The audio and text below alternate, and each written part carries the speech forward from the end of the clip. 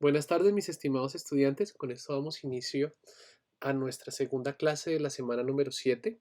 Vamos a ver la técnica de clasificación supervisada y regresión llamada KNN o los K vecinos más cercanos o simplemente como vecinos más cercanos. Damos un salto, habíamos visto a K medias como una técnica de clasificación no supervisada. Ahora vamos a ver como su equivalente, por así decirlo, ya que pues tienen el nombre, inician con K, y hasta ahí paré de contar, y también ambos trabajan con distancias. Pero vamos a ver como su equivalente que suelen confundirlo mucho, en mi opinión, más de lo que deberían. Inclusive personas expertas en el tema no tienen muy clara la diferencia entre estos dos, lo cual es un poco raro, pero bueno. Eh, los objetivos que tenemos de esta presentación entonces es aplicar la técnica de los vecinos más cercanos o los KNN al problema de clasificación y de regresión y identificar las ventajas y desventajas de este método de clasificación no paramétrico. Este no paramétrico no significa que no tengan parámetros, ya que me dicen, pero profe, si K es un parámetro de KNN, ¿por qué es no paramétrico? No, ojo porque este K es una variable que me permite configurar el método de KNN, pero eso no significa que sea un parámetro, ya que parámetros en nuestro curso, les recuerdo, tenía que ver con los parámetros que ustedes estimaban sobre la distribución de probabilidad o cómo se distribuye una muestra X en especial. Entonces, cuando hablamos de que no es paramétrico, significa que con esto yo no voy a hallar los tetas, por ejemplo, o el promedio, o la varianza, o la desviación estándar, o etcétera, etcétera, etcétera, de mi distribución. Yo no quiero hallar los parámetros de la distribución de los puntos, sino yo voy a trabajar con los puntos como tal. Yo voy a trabajar con KNN, con mis muestras. No voy a partir de las muestras, hallar una distribución y caracterizar esa distribución a partir de parámetros, sino voy a trabajar netamente con las muestras. Bueno, entonces empecemos primero con algo de historia. Él es Giorgio Voronoi. Si ustedes hacen cuentas, solamente vivió 40 años, pero en esos 40 años logró bastante. Georgi Feodosevich Voronoi, o como sus amigos le decían, si saben leer cirílico, pues ahí está. Nació y murió en el Imperio Ruso. Ya pueden darse cuenta ustedes que tendría sus añitos. Él fue el tutor de tesis doctoral de Boris Delon, o Boris de la UNAI, o de la NUA, o como sus amigos rusos les decían, pues si saben leer cirílico, ahí está. Nació en el Imperio Ruso, murió en la antigua Unión Soviética, él sí vivió bastante, vivió hasta los 90. Técnicamente la historia muestra que no fue de por sí el tutor doctoral, por lo menos en el papel, pero sí fue muy influenciado por el trabajo de Voronoi, ¿no? Bueno, no, los pongo también porque a veces uno le pone caras al desarrollo matemático que hay detrás de lo que estamos haciendo y sobre todo que ya vamos a ver cada vez métodos que son muchísimo más recientes y para el que vamos a ver a continuación, pues el autor todavía está vivo, ¿no? Cuando veamos máquinas de soporte vectorial, los autores todavía están vivos y probablemente tienen cuentas en Facebook y le pueden mandar correos y contestan, ¿no? A estos, a no ser de que tengan una Ouija, pues no van a poder comunicarse con ellos lastimosamente. Bueno, eh, pongo esto a colación ya que vamos a seguir trabajando con mi palabra favorita, que es la teselación. Eh, ya la hemos usado anteriormente en nuestro curso para las K-medias. En K-medias, cuando nosotros teníamos los centroides, a partir de los centroides llegábamos a una superficie, por así decirlo, o una región que me dividía nuestras clases o nuestros centroides en dos a partir pues de las solas muestras. Esas líneas en el espacio las llamábamos fronteras de decisión y pues son importantes para nosotros. Las fronteras de decisión son importantes para un clasificador, ya que me permite definir una función, claro que técnicamente para KNN y para K-means no había una función como tal, esa función estaba descrita a partir de los centroides. Ahorita vamos a definir otra función, pero va a estar descrita a partir de nuestras propias muestras. Esas fronteras de decisión van a estar dadas por el diagrama de Voronoi. Bueno, ustedes no es propiamente una función, está descrita a partir de otro parámetro. Vamos a usar un enfoque muy similar para hacer regresión y clasificación, donde ya tenemos un método supervisado, vamos a partir de muestras, no vamos a partir de muestras etiquetadas, no vamos a partir de muestras sin etiquetar, y generar esas fronteras de decisión. Hay un applet muy chévere, me gustaría que jugaran con él. Aquí lo encuentran en este link, donde pues ustedes pueden ver y jugar con esos diagramas de Voronoi. Hay otro applet aquí también bastante chévere en el cual aparecen los vecinos, dependiendo de dónde me pare yo. Otro más aquí abajito, donde yo puedo cambiar estos centroides y ponerlos donde yo quiera. Así fue como yo utilicé y los cambié y puse la foto que está en la presentación. Bueno, son applets más bien divertidos como para dar cierta idea de lo que están haciendo ustedes y lo que queremos hacer. Por ejemplo, hay otro donde aparece un mapa del mundo. Ahí está. Por ejemplo, vamos a Colombia, que está como por aquí. Aquí se ve Colombia y el Caribe y Estados Unidos. Y si nos vamos bien por debajo, por aquí está el Pascua. Por aquí abajo no hay aeropuertos. Este es el mapa de los aeropuertos y de las rutas que debería tomar, por ejemplo, un avión si se encuentra en algún lugar de estos triangulitos que se forman, hacia qué aeropuerto debo ir, ¿no? Dependiendo de dónde esté yo ubicado, pues me dirá esto hacia qué aeropuerto debería yo ir, ya que es el más cercano, ¿no? Bueno, cerremos por acá y continuemos.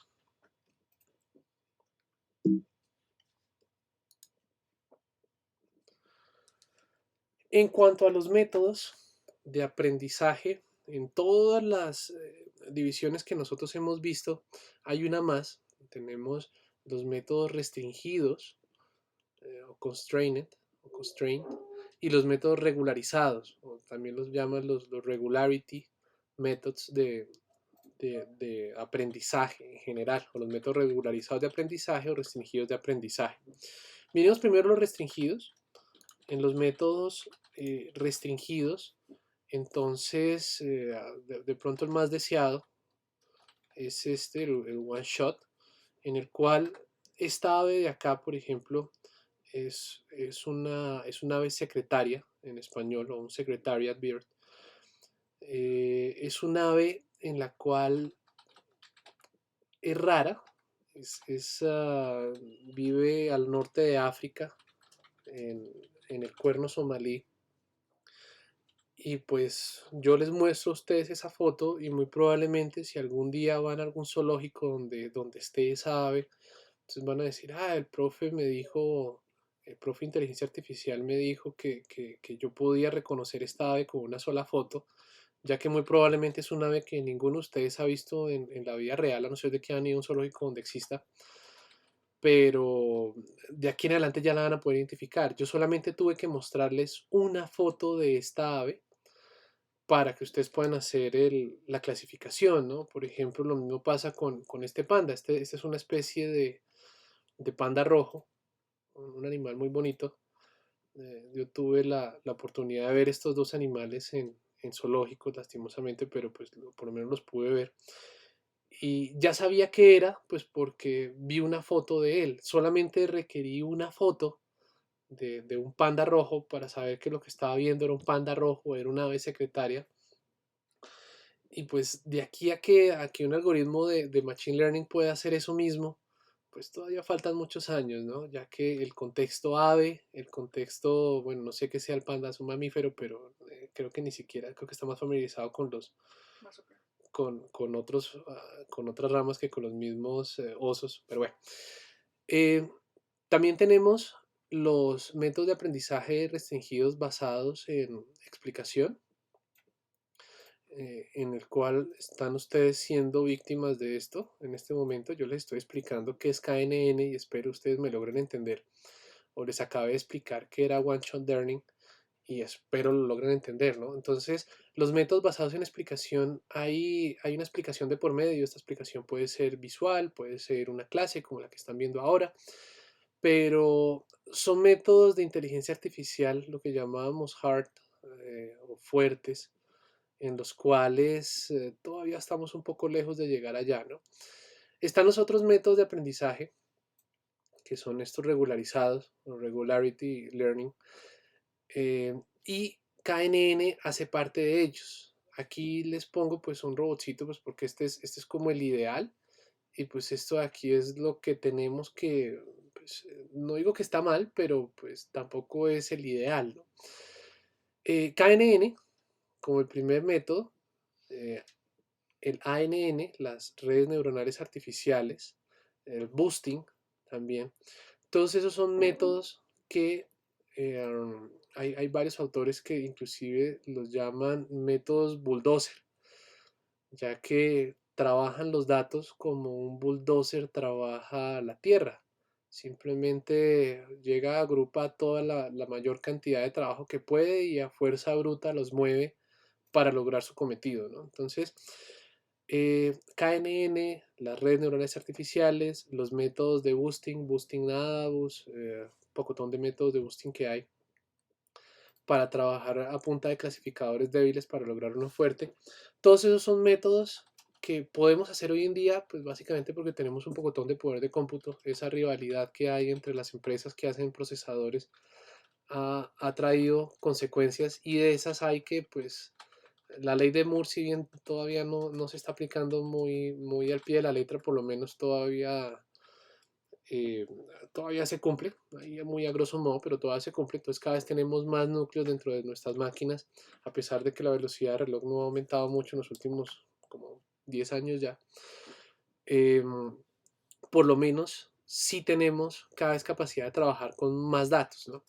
Esto es lo que logró, por ejemplo, el cambio de ANN a, a Deep Learning, a aprendizaje profundo, el hecho de que podamos poner aquí muchísimas capas, un montón, tantas como nos quepa en la tarjeta de video 3080 o 3090 que podemos comprar. Y KNN. Entonces vamos a trabajar este por hoy, el método de KNN, y vamos a ver por qué hablo yo que toma los datos como si fuera un bulldozer. Entonces, la técnica de vecinos más cercanos, como algoritmo, es bastante fácil. Vamos a suponer que tenemos datos en X1 y X2, bidimensionales. Graficamos nuestros datos en este plano y les asignamos una etiqueta. Entonces este de aquí tiene la etiqueta círculo y estos datos de acá tienen la etiqueta triángulo. Cuando me llegue una nueva muestra Z, donde esa nueva muestra sería esta, entonces primero se hallan las distancias, donde esa distancia puede hacer referencia a cualquier métrica. Por ahora supongamos que es distancia euclidiana, entonces se me van a formar circulitos en el espacio. Eh, Se hallan las distancias de z a todos los xy. Entonces yo hallo esta distancia, esta distancia, esta distancia, así sucesivamente. El concepto de distancia pues es bastante ambiguo y depende del problema, pero supongamos que si es la euclidiana, entonces estas líneas rectas la definen bastante bien. Ahora vamos a tomar las menores k distancias. De esas menores k distancias, entonces vamos a seleccionar la clase a partir del y asociado a los x de menor distancia con respecto a z. Entonces, si nosotros miramos, vamos agrandando ese círculo y cada vez vamos añadiendo más muestras dependiendo de cómo crece ese círculo. Por ejemplo, aquí con k igual a 1, supongamos que el más cercano era este. Esta es la más cercana, esta es la segunda más cercana y la tercera más cercana. Si tomamos como k igual a 1, entonces eh, la clase sería círculo. Entonces este de aquí sería un círculo. Si tomamos que k es, por ejemplo, igual a 2, entonces llegamos aquí a un punto en el cual este nos dice que es círculo, pero este nos dice que es, por ejemplo, triángulo. Entonces, pues no sabemos. Si tomamos que k es igual a 3, ese nos dice que es círculo, este me dice que es triángulo y este también me dice que es triángulo. Entonces, supongamos que esto es triángulo. De ahí ya ustedes se van haciendo idea de cuáles son las ventajas y cuáles pueden llegar a ser las desventajas de KNN. Si tomamos K igual a 1, 2, 3, 4, 5, por ejemplo, 1, 2, 3, 4 y 5, que estas son las 5 distancias más pequeñas, entonces el que tiene más votación es círculo, entonces este lo tomamos círculo. Bueno, si K es igual a 1, se va a crear una partición de Voronoi en el espacio, o sea, yo puedo llegar a una superficie algo así como esta, donde después de cierto punto me va a decir que es círculo y después de cierto punto me va a decir que es triángulo. Si K va aumentando, entonces puede que yo llegue a zonas como las que miramos ahora, donde hay una zona donde me dice, para toda esta zona, yo llego a que tengo un voto para círculo y un voto para triángulo. ¿Mm? Para K igual a 3, esto es un poco mejor, ya vemos que no se van a crear esas zonas, ya que sin importar dónde yo esté, siempre va a pasar como cuando uno dice juguemos a piedra, papel y tijera, pero juguemos 2 de 3. Uno no dice 2 de 2, pues porque ese tiene un problema de paridad, ¿no? Ese tiene un problema de gano 2, pero quedo como que me robaron. Uno siempre juega a 2 de 3 o juguemos 5 de 7 o así. Entonces uno suele escoger un impar precisamente por eso. Ese impar no tiene esos problemas de votación que sí tienen los pares, que pueden tener una votación eh, igual, ¿no? O pueden quedar empatados, por así decirlo. La selección puede hacerse a partir de la moda, como les mostré yo ahora, o básicamente el que tenga la mayor votación o el dato que más se repita entre los Y que nosotros hayamos seleccionado. Bueno, de consideraciones de KNN, perdón, dice solo es necesaria una muestra por clase para lograr un clasificador por KNN, es lo mínimo. Si usamos esta, entonces esto es lo mismo que el equivalente a una teselación de Voronoi. Se debe seleccionar cuidadosamente el K, pues, y los criterios de selección. Entonces me dice primero que K no debe ser un múltiplo del número de clases. Eh, por ejemplo, si hay 6 clases, se puede tomar un K igual a 6, pero van a tener problemas en la votación a la hora de implementar el algoritmo, así que no suele ser pues una buena decisión. Se puede, pero las regiones en las cuales puedan encontrar una votación equivalente va a aumentar y pues eso ustedes no quieren que suceda. Entonces se suele tomar un K impar. Por ejemplo, para 2 clases se debe tomar un K impar. Para 3 clases ustedes también pueden tomar un K par, pero van a tener regiones en las cuales puede llegar a suceder lo que vimos ahora. Así que en general, para todas las clases recomendaría yo, tomen un K impar, con eso evitan el problema de la votación, que tengan votaciones iguales. KNN es considerada una técnica no paramétrica en el sentido estadístico, lo que les expliqué, ya que yo no busco estimar parámetros de una distribución para, eh, para caracterizar mis superficies. KNN es clasificado como un lazy learner o un método de aprendizaje perezoso, ya que no estima esa función de la frontera de decisión. En realidad lo que hace es trabajar con las mismas muestras. Eso pues tiene la desventaja de que es un método pesado computacionalmente si la cantidad de muestras crece. Si ustedes tienen un número muy grande de muestras, pues puede que lleguen a un punto en el cual para calcular una clase nueva tienen que hallar un pocotón de distancia, después tienen que hacer un algoritmo de ordenamiento, el cual pues hay varias alternativas, pero si su número de clases crece, esas alternativas también se van a volver ya cada vez más pesadas. Bueno, los problemas que tiene KNN, entonces si se toman muchas muestras, XY, la clasificación puede llegar a ser lenta, tienen que basarse en algoritmos buenos, rápidos, para poder tener una buena clasificación rápida.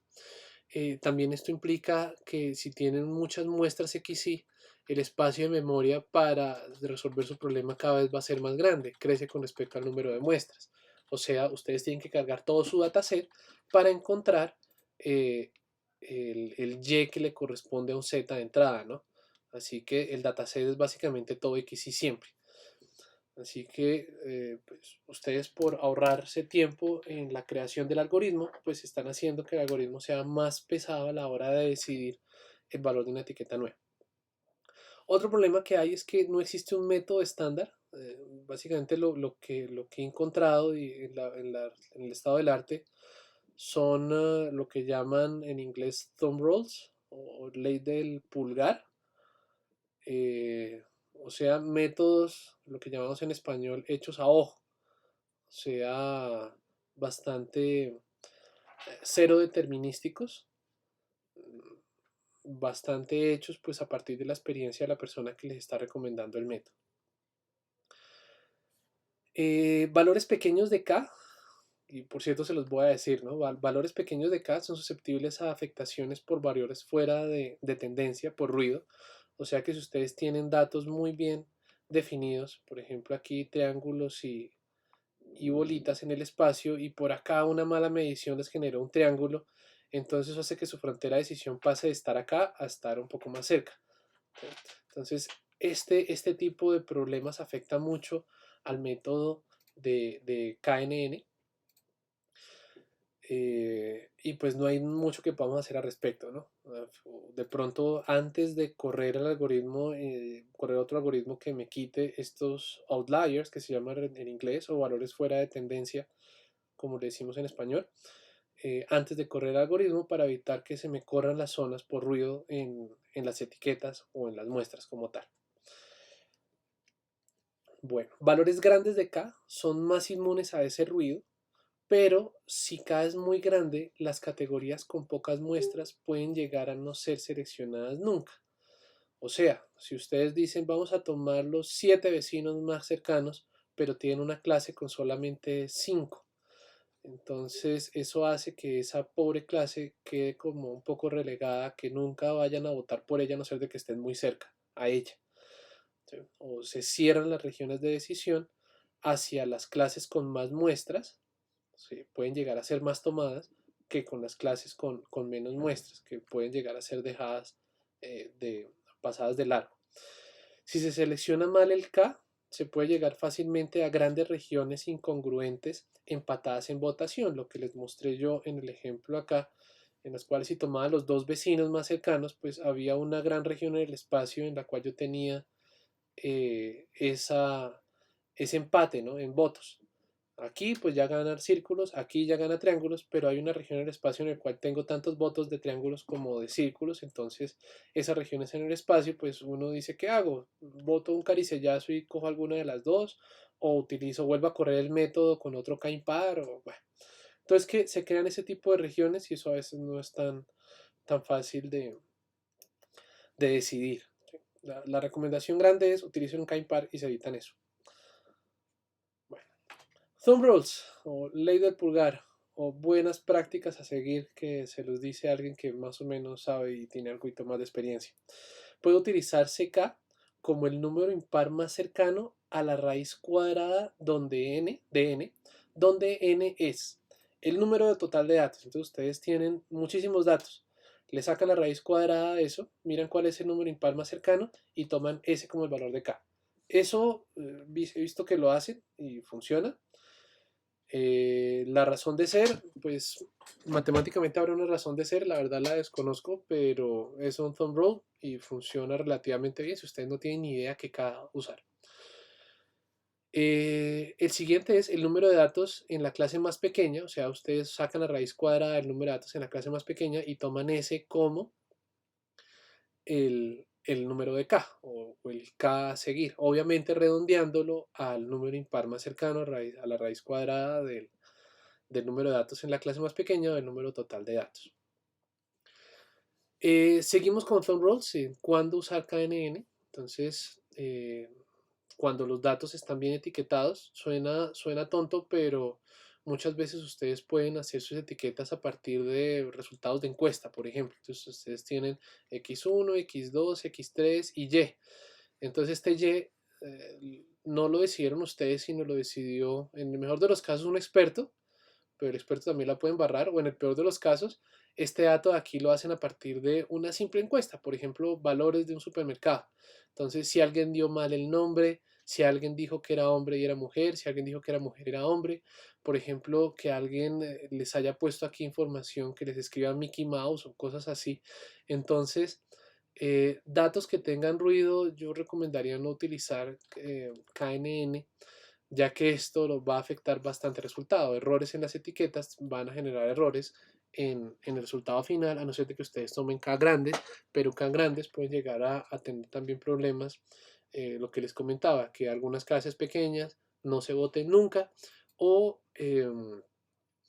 o simplemente que sean demasiado suave el K que ustedes estén trabajando, que suavicen muchísimo los datos y no logren una buena clasificación. Entonces, per se, si ustedes creen que en sus datos hay ruido o hay errores en etiquetado, no usen KNN, ya que no va a ser la mejor técnica.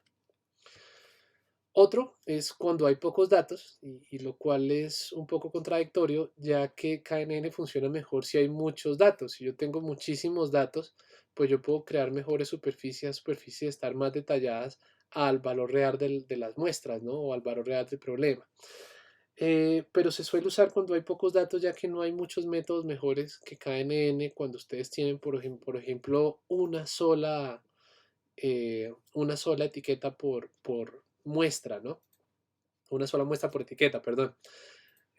Por ejemplo, algo así como el que les mostraba yo acá. Si solamente tienen una, pues lo único que pueden hacer ustedes en este caso es utilizar un KNN, ya que los demás métodos de pronto requieran más para tener una mejor superficie de decisión. Pero pues si solamente tienen una, nada que hacer, les toca usar KNN. Eh, bueno, hay otros valores, pero pues no me comprometo mucho diciéndolo de cuándo utilizar KNN. La regresión por KNN, ustedes también pueden hacer regresión, es bastante fácil de hacer. Ese KNN puede ser usado para hacer regresión.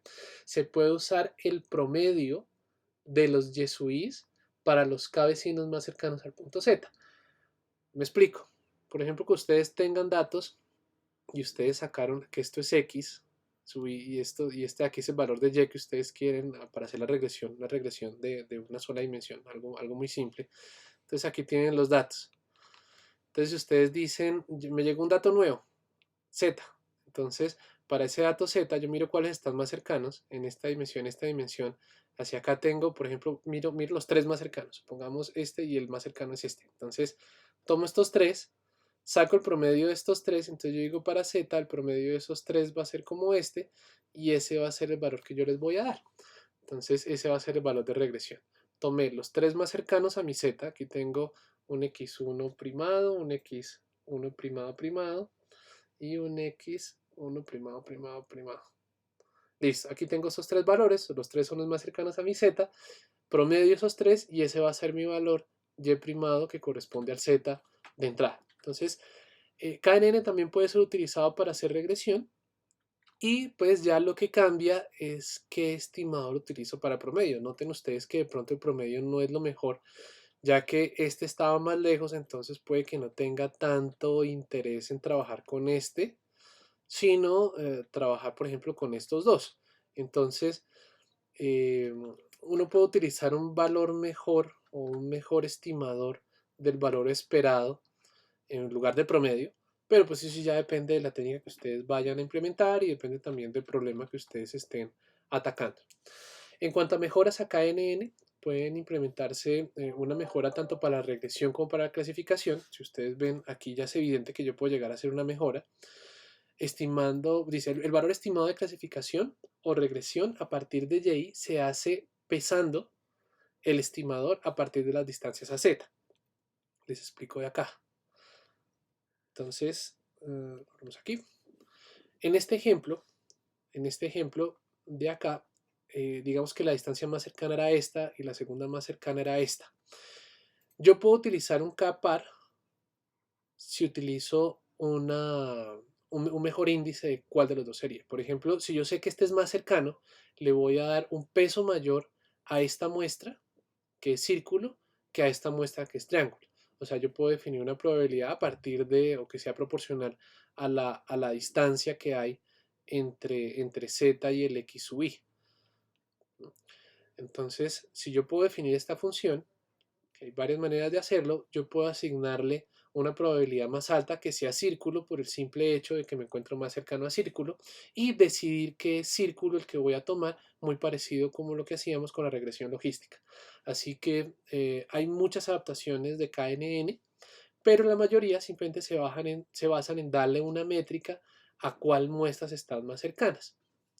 Muy parecido, por ejemplo, a lo que se hace, por ejemplo, en los métodos de filtrado de imágenes, en las cuales yo le doy mayor valor al punto de un píxel dependiendo de la cercanía de los píxeles en la periferia al píxel el cual yo quiero suavizar.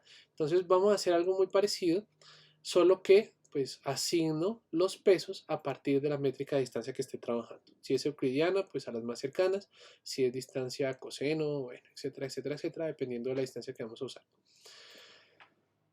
Ya lo que nos queda entonces es en clase, vamos a realizar un ejemplo utilizando Python del método de KNN para clasificación y vamos a experimentar con diferentes configuraciones. Vamos a cambiar el K, vamos a cambiar la distancia, vamos a cambiar otros ya parámetros, pues no en el sentido de parámetros estadísticos, sino ya parámetros o las entradas a las funciones y experimentar con diferentes valores. Entonces, muchísimas gracias y nos vemos ahora en nuestra clase práctica.